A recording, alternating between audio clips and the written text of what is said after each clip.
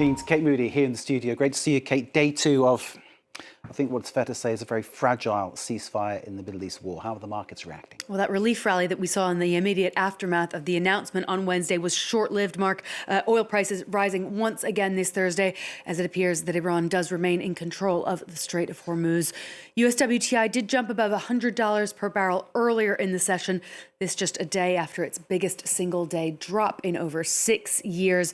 You can see it trading at about $98 per barrel there. The international benchmark Brent crude a bit steadier, just over 96, still resuming the upwards climb, though. Energy analysts say that prices are likely to remain high as long as shipping in the region remains restricted, and that those prices could remain elevated for the foreseeable future if damage to oil and gas infrastructure proves to be extensive. The International Monetary Fund is set to provide up to $50 billion in immediate financial assistance to countries that are affected by the Iran war. IMF Managing Director Kristalina Georgieva said smaller economies were particularly vulnerable to the impact of higher energy prices. She said food insecurity linked to transport and supply chain issues could affect some 45 million people around the world. Georgieva said that even in a best-case scenario, the crisis will have long-lasting economic effects.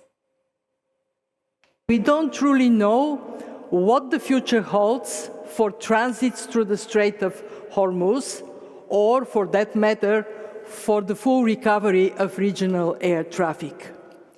What we do know is that growth will be slower, even if the new peace is durable. I appeal to all countries to reject go-it-alone actions, export controls, price controls, and so on, that can further upset global conditions. Don't pour gasoline on the fire. Wealthy nations cut back their international development aid on an unprecedented scale in 2025, driven largely by a shift in American policy by the Trump administration. The Organization for Economic Cooperation and Development said that overall international aid dropped by 23%, with America's contributions down by over half. The scale of that shift meant that for the first time, Germany overtook the US as the biggest provider of overseas development assistance with just over $29 billion. It was followed by the UK, Japan, and France. All of those top five did reduce their aid budgets, as did 26 of the 34 countries that are on the OECD's Development Assistance Committee. Since his second term began, President Trump has closed the U.S. aid agency and cut funding for institutions including the World Food Program and the UN's agencies for women's health and HIV/AIDS. Well, higher fuel prices are driving many drivers around the world to consider a switch to electric vehicles. The trend is even being felt at the New York Auto Show this week, despite the Trump administration's shift away from renewable energy. France 24's Jessica Le Masurier reports. At the New York International Auto Show, the future of driving is on display. Electric cars speed through the basement of the Javits Center.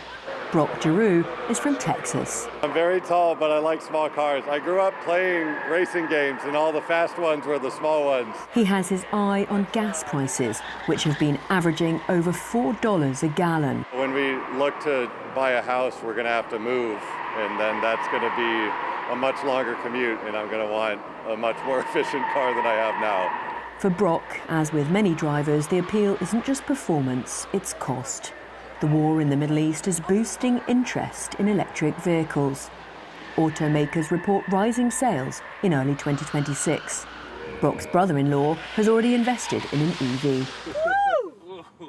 I actually got a great deal on an EV because at the time I bought it 2 years ago, nobody was buying EV. Everybody wants big trucks in Texas. Our current administration really has tried to squash down any sort of renewable energy, any sort of EV production, energy production, whether that be solar or wind or whatever. But EVs are the future. I want to get an electric car because of the gas prices and what the future holds. You could save probably up to about $2,000 per year. But there have been setbacks for auto manufacturers. The Trump administration imposed tariffs, cut tax credits, and deported workers from a Hyundai plant making EVs. This car is the result of Trump's administration policy changes. Instead of building electric vehicle, Hyundai changed its plan to produce more of those, gas guzzling vehicle to meet the change on the policy. Despite bumps in the road, Industry experts say more drivers may soon be trading gas pumps for charging stations. And you can find out more on how the energy crisis could serve as a catalyst in the adoption of renewable energy in this week's People and Profit. That's on the France 24 website now. To Venezuela next, where the country's leadership is promising to raise the minimum wage for the first time since 2022. That official minimum wage currently sits at just 130 bolivars per month. It's the equivalent of around 23 euro cents.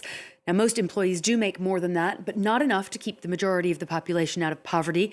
Inflation is running at more than 600%. The interim president, Delcy Rodriguez, is trying to tackle some domestic issues while navigating a fraught relationship with Washington following the U.S. military's ouster of Nicolas Maduro. Brian Quinn has more. Seeking patience from her country's long-suffering workforce, Venezuela's interim president, Delcy Rodriguez, announced Wednesday that the government will be increasing wages by an undisclosed amount as of May 1st. In the near future, as Venezuela has more resources that allow for sustainable improvements to workers' income, we will continue moving forward along that path. Venezuela's official minimum monthly wage is 130 bolivars, an impossibly paltry sum equivalent to just 27 U.S. cents. In reality, most Venezuelans earn closer to $160 per month for public sector workers and $230 for the private sector. Inflation, meanwhile, is running at an astonishing 682%, leaving many working people unable to afford basic necessities. More than half of Venezuelans live in extreme poverty, defined by the UN as less than $3 per day. Following the dramatic U.S. raid that captured her predecessor Nicolas Maduro, the Trump administration itself selected Rodriguez to run the country. And yet, Venezuela remains under U.S. sanctions as Washington seeks expanded American access to the country's vast reserves of oil and minerals. Rodriguez calling for an end to those sanctions as a means to revive the country's dilapidated oil infrastructure and its economy. The recovery of assets and resources frozen abroad that belong to the Venezuelan people will be immediately channeled into boosting production in the hydrocarbons and mining industries. Wednesday's announcement came ahead of mass demonstrations by workers planned for Thursday in the capital, Caracas, as Rodriguez's government seeks to head off popular discontent and buy time to improve the country's economy. And Mark, we are actually seeing some images coming in of those protests that Brian was talking about in the report. We've seen police firing tear gas at protesters who've been throwing bottles. So very clear that that situation is very, very fraught in Caracas. Kate, thank you.